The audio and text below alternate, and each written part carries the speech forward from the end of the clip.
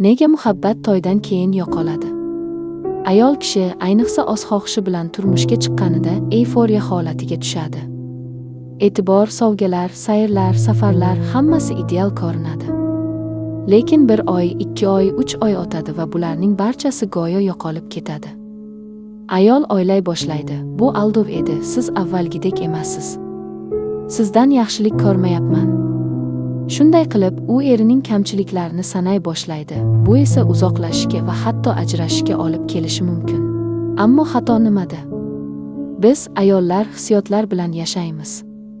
Bu bizning fitratimiz. Biz bu muhabbat davri butun umr davom etishini va nikohning asosi bo'lishini kutamiz. Lekin bu noto'g'ri tushuncha.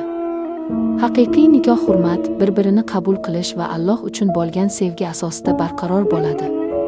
Alloh Qur'onda ayollar erlari uchun orom maskani ekanini aytgan.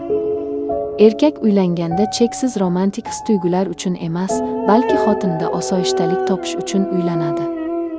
Agar u ayolini ko'rganida dunyoviy tashvishlardan yengillik his qilmasa, nikoh uning uchun ma'nosiz bo'lib qoladi.